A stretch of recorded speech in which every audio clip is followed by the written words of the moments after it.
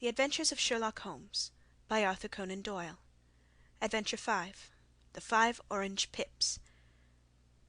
When I glance over my notes and records of the Sherlock Holmes cases between the years 82 and 90, I am faced by so many which present strange and interesting features that it is no easy matter to know which to choose and which to leave. Some, however, have already gained publicity through the papers, and others have not offered a field for those peculiar qualities which my friend possessed in so high a degree, and which it is the object of these papers to illustrate. Some, too, have baffled his analytical skill, and would be as narratives beginning without an ending, while others have been but partially cleared up, and have their explanations founded rather upon conjecture and surmise than on that absolute logical proof which was so dear to him. There is, however, one of these last which was so remarkable in its details and so startling in its results that I am tempted to give some account of it, in spite of the fact that there are points in connection with it which have never been, and probably never will be, entirely cleared up. The year 87 furnished us with a long series of cases of greater or less interest, of which I retain the records. Among my headings under this one 12 months, I find an account of the adventure of the Paradol Chamber, of the Amateur Mendicant Society, who held a luxurious club in the lower vault of a furniture warehouse, of the facts connected with the loss of the British bark Sophie Anderson, of the singular adventures of the Grice Pattersons in the island of Uffa, and finally of the Camberwell poisoning case. In the latter, as may be remembered, Sherlock Holmes was able, by winding up the dead man's watch, to prove that it had been wound up 2 hours before, and that therefore the deceased had gone to bed within that time, a deduction which was of the greatest importance in clearing up the case. All these I may sketch out at some future date, but none of them present such singular features as the strange train of circumstances which I have now taken up my pen to describe. It was in the latter days of September, and the equinoctial gales had set in with exceptional violence.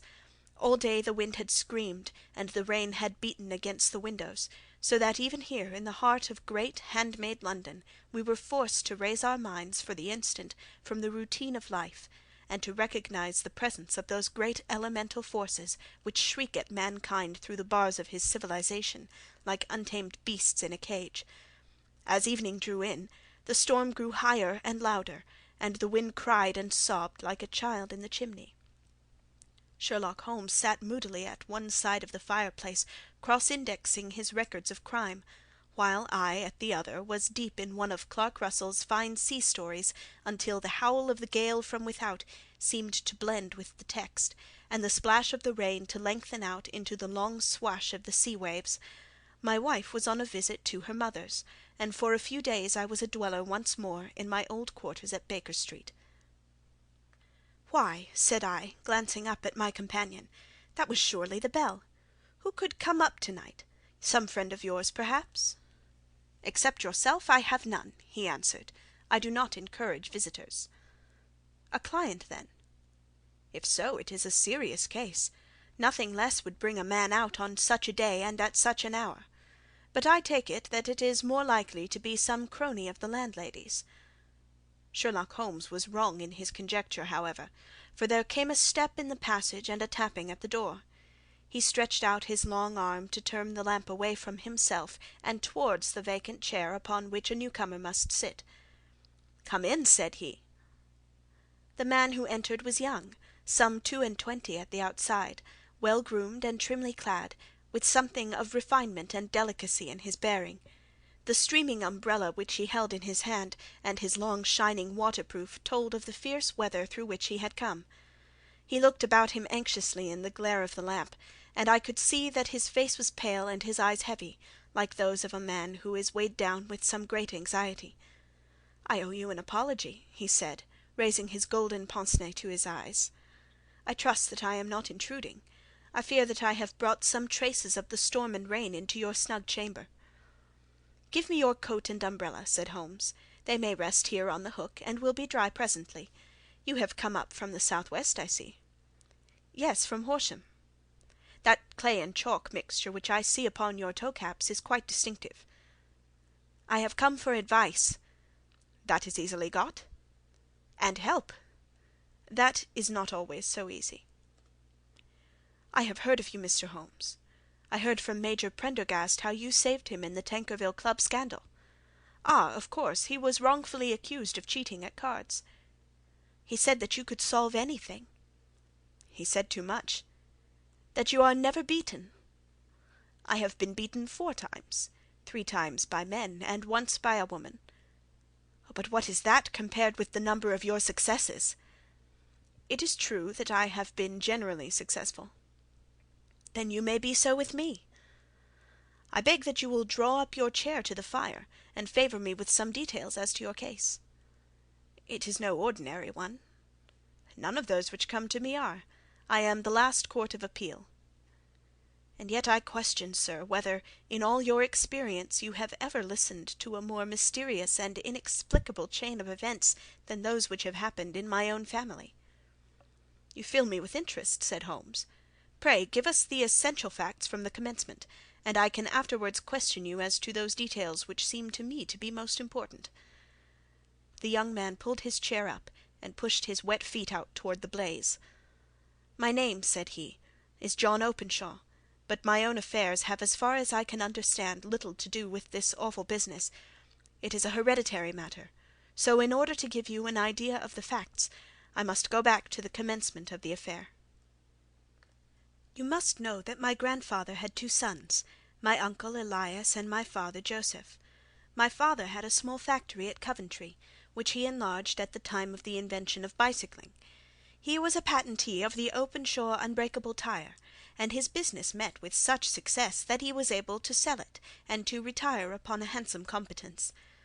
My uncle Elias emigrated to America when he was a young man, and became a painter in Florida, where he was reported to have done very well. At the time of the war he fought in Jackson's army, and afterwards under Hood, where he rose to be a colonel. When Lee laid down his arms, my uncle returned to his plantation, where he remained for 3 or 4 years. About 1869 or 1870 he came back to Europe, and took a small estate in Sussex near Horsham. He had made a very considerable fortune in the States, and his reason for leaving them was his aversion to the negroes, and his dislike of the Republican policy in extending the franchise to them. He was a singular man, fierce and quick-tempered, very foul-mouthed when he was angry, and of a most retiring disposition. During all the years that he lived at Horsham, I doubt if he ever set foot in the town. He had a garden and 2 or 3 fields round his house, and there he would take his exercise, though very often for weeks on end he would never leave his room. He drank a great deal of brandy, and smoked very heavily, but he would see no society, and did not want any friends, not even his own brother. He didn't mind me. In fact, he took a fancy to me, for at the time when he saw me first I was a youngster of 12 or so. This would be in the year 1878, after he had been 8 or 9 years in England. He begged my father to let me live with him, and he was very kind to me in his way. When he was sober he used to be fond of playing backgammon and draughts with me, and he would make me his representative both with the servants and with the tradespeople, so that by the time I was 16 I was quite master of the house. I kept all the keys, and could go where I liked and do what I liked, so long as I did not disturb him in his privacy. There was one singular exception, however, for he had a single room, a lumber room up among the attics, which was invariably locked, and which he would never permit either me or any one else to enter. With a boy's curiosity I have peeped through the keyhole, but I was never able to see more than such a collection of old trunks and bundles as would be expected in such a room. One day, it was March of 1883, a letter with a foreign stamp lay upon the table in front of the colonel's plate. It was not a common thing for him to receive letters, for his bills were all paid in ready money, and he had no friends of any sort. "From India," said he, as he took it up. "Pondicherry postmark. What can this be?" Opening it hurriedly, out there jumped 5 little dried orange pips, which pattered down upon his plate. I began to laugh at this, but the laugh was struck from my lips at the sight of his face. His lip had fallen, his eyes were protruding, his skin the colour of putty, and he glared at the envelope which he still held in his trembling hand. "K," he shrieked, and then, my God, my sins have overtaken me." "What is it, uncle?" I cried. "Death," said he, and rising from the table he retired to his room, leaving me palpitating with horror.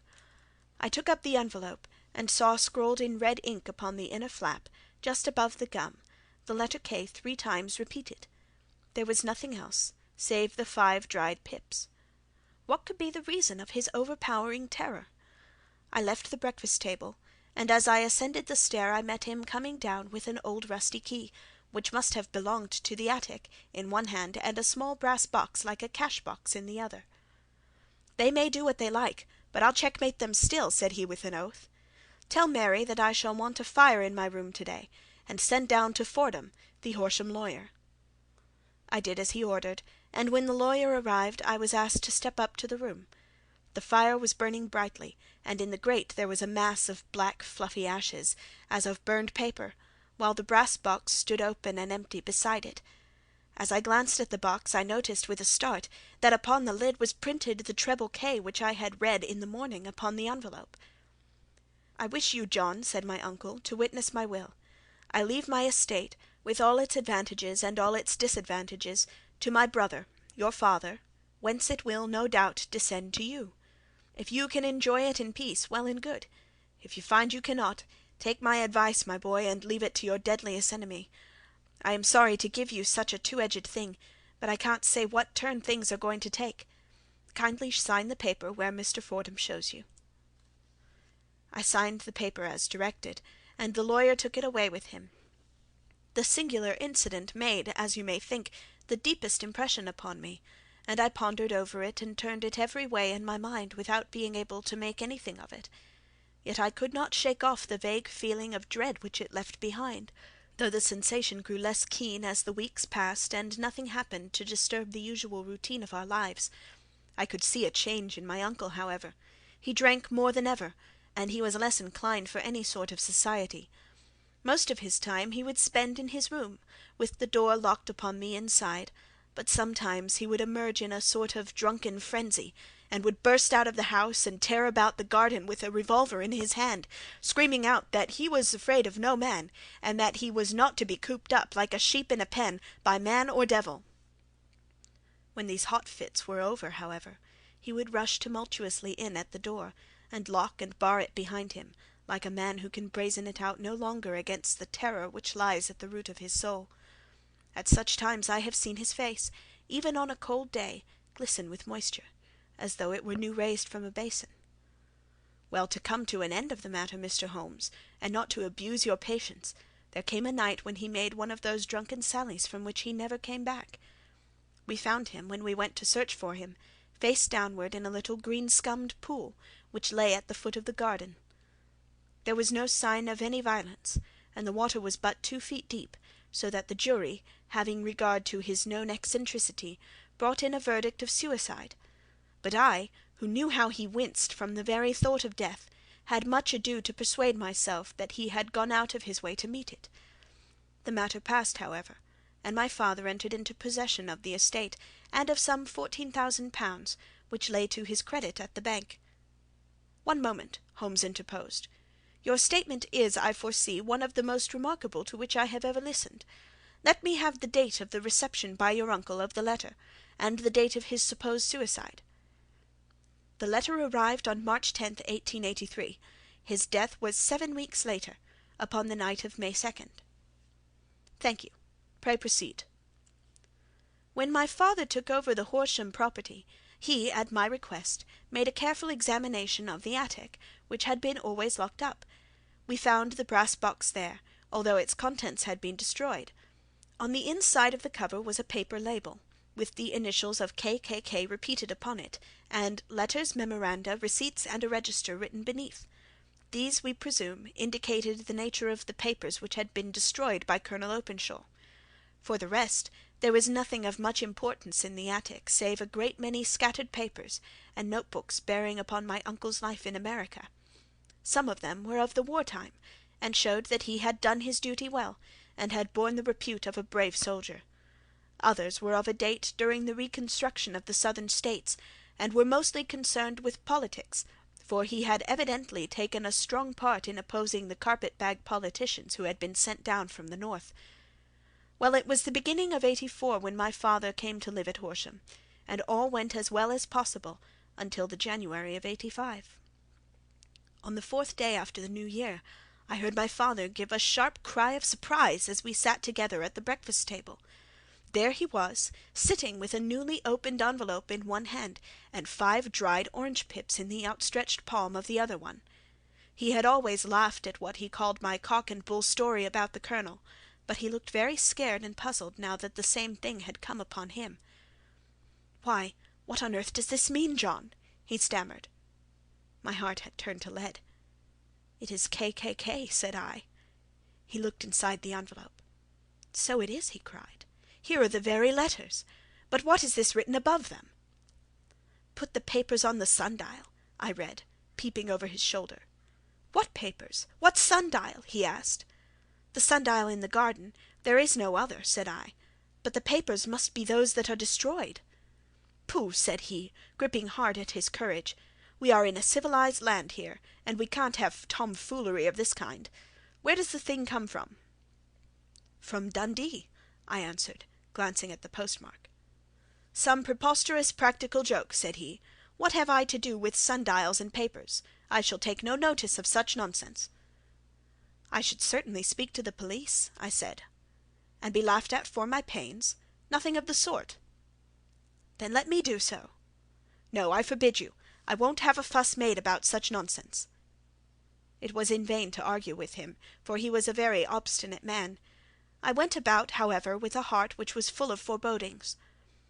On the 3rd day after the coming of the letter, my father went from home to visit an old friend of his, Major Freebody, who is in the command of one of the forts upon Portsdown Hill.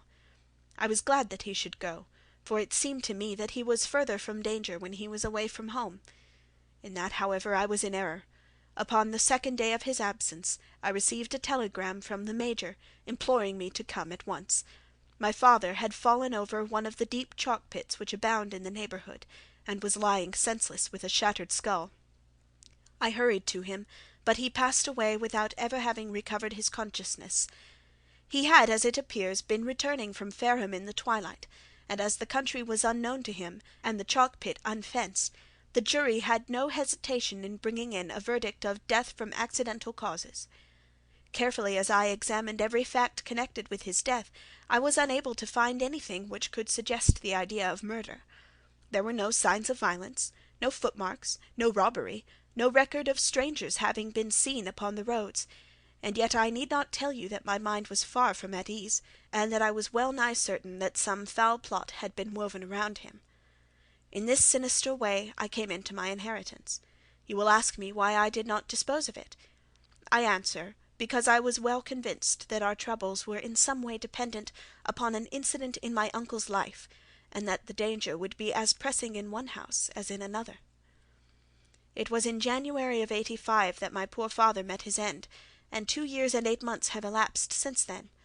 During that time I have lived happily at Horsham, and I had begun to hope that this curse had passed away from the family, and that it had ended with the last generation.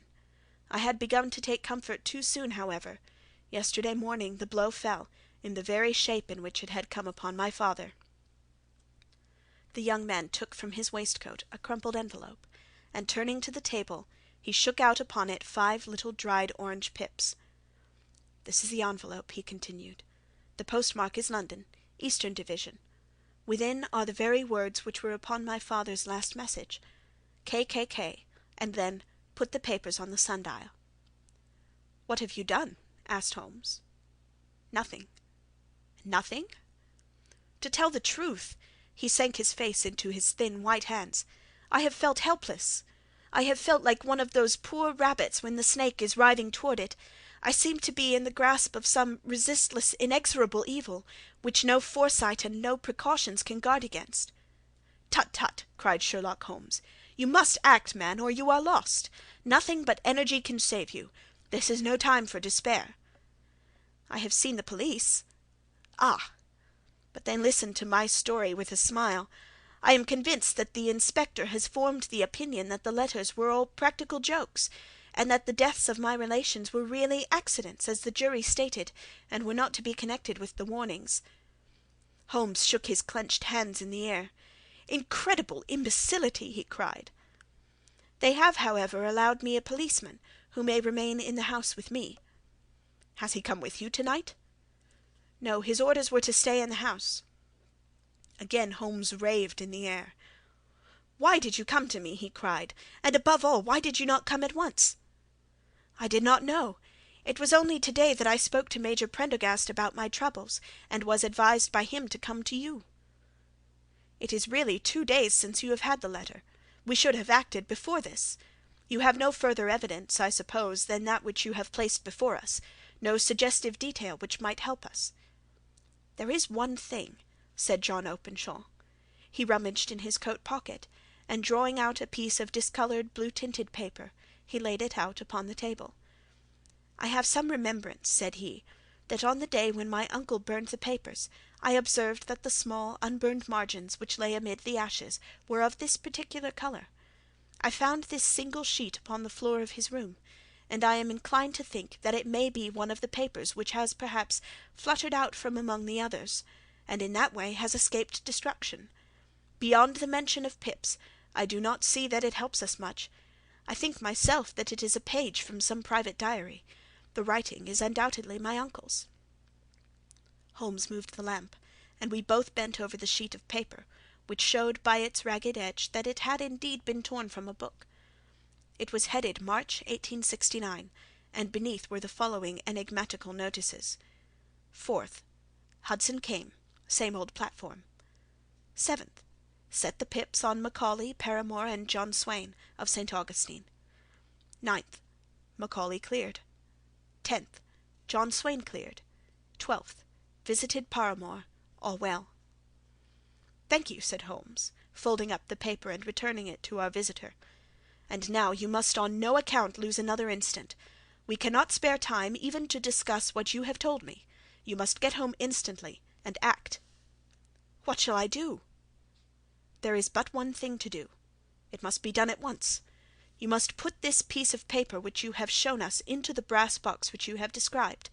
You must also put in a note to say that all the other papers were burned by your uncle, and that this is the only one which remains. You must assert that in such words as will carry conviction with them.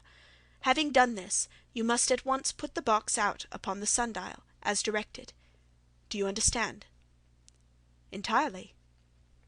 "Do not think of revenge or anything of that sort at present. I think that we may gain that by means of the law, but we have our web to weave, while theirs is already woven. The first consideration is to remove the pressing danger which threatens you. The second is to clear up the mystery and to punish the guilty parties." "I thank you," said the young man, rising and pulling on his overcoat. "You have given me fresh life and hope. I shall certainly do as you advise." "Do not lose an instant, and above all take care of yourself in the meanwhile, for I do not think that there can be a doubt that you are threatened by a very real and imminent danger. How do you go back?" "By train from Waterloo." "It is not yet 9. The streets will be crowded, so I trust that you may be in safety, and yet you cannot guard yourself too closely." "I am armed." "That is well. To-morrow I shall set to work upon your case." "I shall see you at Horsham, then?" "No, your secret lies in London. It is there that I shall seek it." "Then I shall call upon you in a day, or in 2 days, with news as to the box and the papers. I shall take your advice in every particular." He shook hands with us and took his leave. Outside the wind still screamed, and the rain splashed and pattered against the windows. This strange wild story seemed to have come to us from amid the mad elements, blown in upon us like a sheet of seaweed in a gale, and now to have been reabsorbed by them once more. Sherlock Holmes sat for some time in silence, with his head sunk forward, and his eyes bent upon the red glow of the fire. Then he lit his pipe, and leaning back in his chair he watched the blue smoke-rings as they chased each other up to the ceiling. "I think, Watson," he remarked at last, "that of all our cases we have had none more fantastic than this." "Save perhaps the Sign of 4. "Well, yes, save perhaps that. And yet this John Openshaw seems to me to be walking amid even greater perils than did the Sholtos." "But have you," I asked, "formed any definite conception as to what these perils are?" "There can be no question as to their nature," he answered. "Then what are they? Who is this K., and why does he pursue this unhappy family?" Sherlock Holmes closed his eyes and placed his elbows upon the arms of his chair, with his fingertips together. "The ideal reasoner," he remarked, "would, when he had once been shown a single fact in all its bearings, deduce from it not only all the chain of events which led up to it, but also all the results which would follow from it. As Cuvier could correctly describe a whole animal by the contemplation of a single bone, so the observer who has thoroughly understood one link in a series of incidents should be able to accurately state all the other ones, both before and after. We have not yet grasped the results which the reason alone can attain to. Problems may be solved in the study which have baffled all those who have sought a solution by the aid of their senses. To carry the art, however, to its highest pitch, it is necessary that the reasoner should be able to utilize all the facts which have come to his knowledge, and this in itself implies, as you will readily see, a possession of all knowledge, which even in these days of free education and encyclopedias is a somewhat rare accomplishment. It is not so impossible, however, that a man should possess all knowledge which is likely to be useful to him in his work, and this I have endeavoured in my case to do. If I remember rightly, you on one occasion, in the early days of our friendship, defined my limits in a very precise fashion." "Yes," I answered, laughing, "it was a singular document. Philosophy, astronomy, and politics were marked at 0, I remember. Botany variable, geology profound as regards the mud stains from any region within 50 miles of town, chemistry eccentric, anatomy unsystematic, sensational literature and crime records unique, violin player, boxer, swordsman, lawyer, and self-poisoner by cocaine and tobacco. Those, I think, were the main points of my analysis." Holmes grinned at the last item. "Well," he said, "I say now, as I said then, that a man should keep his little brain-attic stocked with all the furniture that he is likely to use, and the rest he can put away in the lumber-room of his library, where he can get at it if he wants it. Now for such a case as the one which has been submitted to us to-night, we need certainly to muster all our resources. Kindly hand me down the letter K of the American Encyclopedia which stands upon the shelf beside you. Thank you. Now let us consider the situation, and see what may be deduced from it. In the first place, we may start with a strong presumption that Colonel Openshaw had some very strong reason for leaving America. Men at his time of life do not change all their habits and exchange willingly the charming climate of Florida for the lonely life of an English provincial town. His extreme love of solitude in England suggests the idea that he was in fear of something or someone, so we may assume as a working hypothesis that it was fear of someone or something which drove him from America. As to what it was he feared, we can only deduce that by considering the formidable letters which were received by himself and his successors. Did you remark the postmarks of those letters? The first was from Pondicherry, the second from Dundee, and the third from London. From East London. What do you deduce from that? They are all seaports. That the writer was on board of a ship. Excellent. We have already a clue. There can be no doubt that the probability, the strong probability, is that the writer was on board of a ship. And now let us consider another point. In the case of Pondicherry, 7 weeks elapsed between the threat and its fulfilments. In Dundee it was only some 3 or 4 days. Does that suggest anything? A greater distance to travel? But the letter also had a greater distance to come. Then I do not see the point. There is at least a presumption that the vessel in which the man or men are is a sailing ship. It looks as if they always send their singular warning or token before them when starting upon their mission. You see how quickly the deed followed the sign when it came from Dundee. If they had come from Pondicherry in a steamer, they would have arrived almost as soon as their letter. But as a matter of fact, 7 weeks elapsed. I think that those 7 weeks represented the difference between the mail-boat which brought the letter and the sailing vessel which brought the writer. It is possible. More than that, it is probable. And now you see the deadly urgency of this new case, and why I urged young Openshaw to caution. The blow has always fallen at the end of the time which it would take the senders to travel the distance. But this one comes from London, and therefore we cannot count upon delay. Good God, I cried, what can it mean, this relentless persecution? The papers which Openshaw carried are obviously of vital importance to the person or persons in the sailing ship. I think that it is quite clear that there must be more than one of them.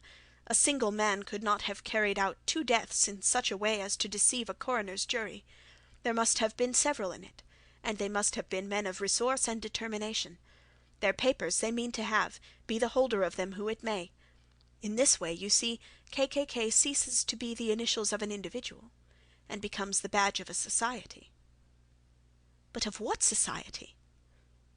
Have you never, said Sherlock Holmes, bending forward and sinking his voice, have you never heard of the Ku Klux Klan? I never have. Holmes turned over the leaves of the book upon his knee. Here it is, said he presently. Ku Klux Klan, a name derived from the fanciful resemblance to the sound produced by cocking a rifle. This terrible secret society was formed by some ex-Confederate soldiers in the Southern States after the Civil War, and it rapidly formed local branches in different parts of the country, notably in Tennessee, Louisiana, the Carolinas, Georgia, and Florida.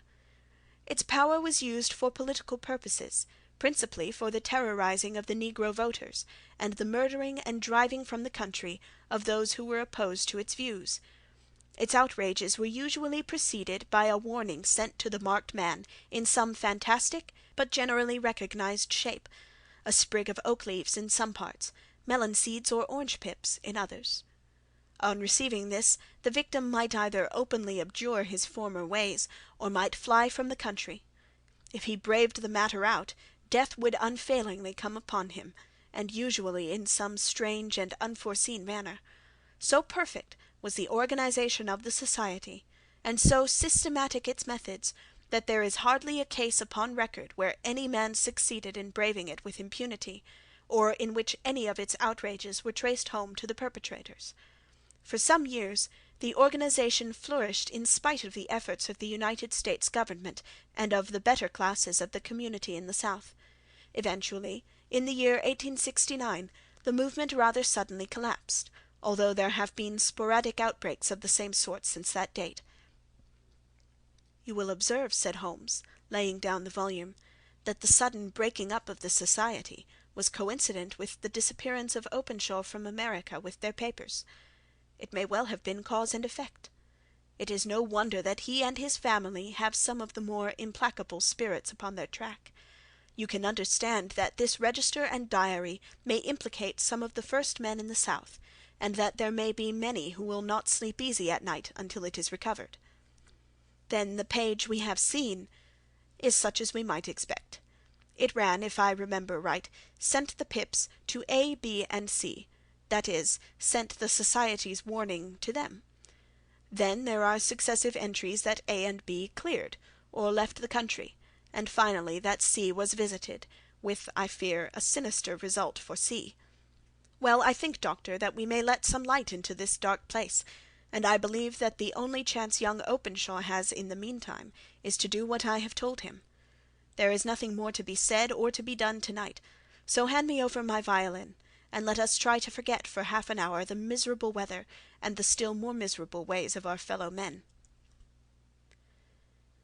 It had cleared in the morning, and the sun was shining with a subdued brightness through the dim veil which hangs over the great city. Sherlock Holmes was already at breakfast when I came down. "You will excuse me for not waiting for you," said he. "I have, I foresee, a very busy day before me in looking into this case of young Openshaw's." "What steps will you take?" I asked. "It will very much depend upon the results of my first enquiries. I may have to go down to Horsham after all." "You will not go there first?" "No, I shall commence with the city.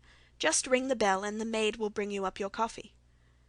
As I waited, I lifted the unopened newspaper from the table, and glanced my eye over it. It rested upon a heading which sent a chill to my heart. "Holmes!" I cried, "you are too late." "Ah," said he, laying down his cup, "I feared as much. How was it done?" He spoke calmly, but I could see that he was deeply moved. My eye caught the name of Openshaw, and the heading "Tragedy near Waterloo Bridge." Here is the account. "Between 9 and 10 last night, Police Constable Cook, of the H Division, on duty near Waterloo Bridge, heard a cry for help and a splash in the water. The night, however, was extremely dark and stormy, so that, in spite of the help of several passers-by, it was quite impossible to effect a rescue. The alarm, however, was given, and by the aid of the water police, the body was eventually recovered. It proved to be that of a young gentleman whose name, as it appears from an envelope which was found in his pocket, was John Openshaw, and whose residence is near Horsham. It is conjectured that he may have been hurrying down to catch the last train from Waterloo Station, and that in his haste and the extreme darkness he missed his path and walked over the edge of one of the small landing places for river steamboats. The body exhibited no traces of violence, and there can be no doubt that the deceased had been the victim of an unfortunate accident, which should have the effect of calling the attention of the authorities to the condition of the riverside landing stages. We sat in silence for some minutes, Holmes more depressed and shaken than I had ever seen him. "That hurts my pride, Watson," he said at last. "It is a petty feeling, no doubt, but it hurts my pride.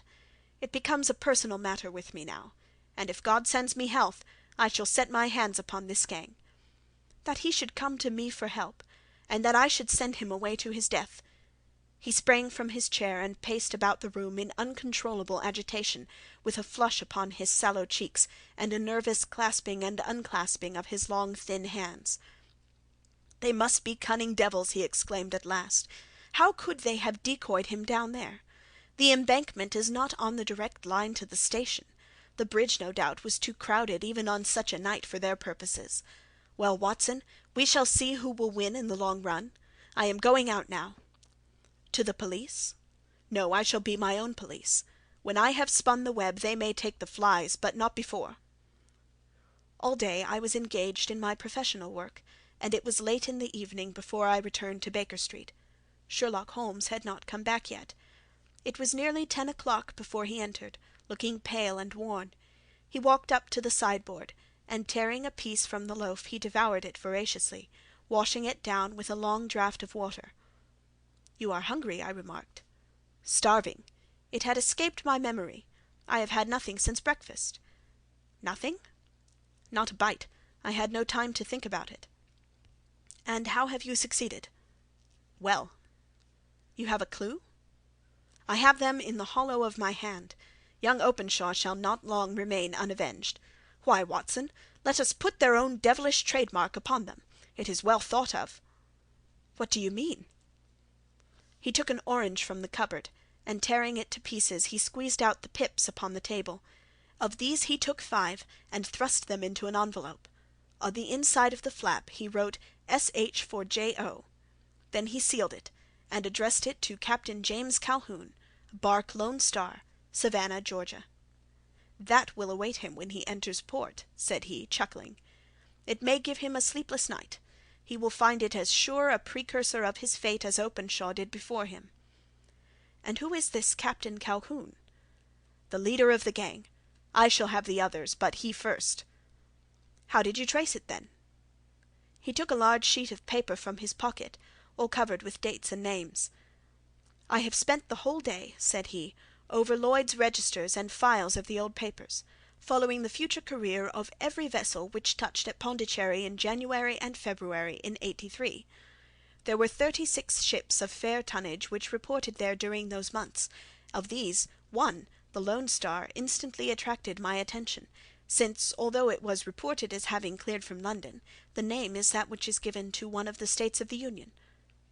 "Texas, I think." "I was not and am not sure which, but I know that the ship must have an American origin." "What then?" "I searched the Dundee records, and when I found that the bark Lone Star was there in January of '85, my suspicion became a certainty. I then inquired as to the vessels which lay at present in the port of London." "Yes?" "The Lone Star had arrived here last week. I went down to the Albert Dock, and found that she had been taken down the river by the early tide this morning, homeward bound to Savannah. I wired to Gravesend, and learned that she had passed some time ago, and as the wind is easterly, I have no doubt that she is now past the Goodwins, and not very far from the Isle of Wight." "What will you do, then?" "Oh, I have my hand upon him. He and the 2 mates are, as I learn, the only native-born Americans in the ship. The others are Finns and Germans. I know also that they were all 3 away from the ship last night. I had it from the stevedore who has been loading their cargo.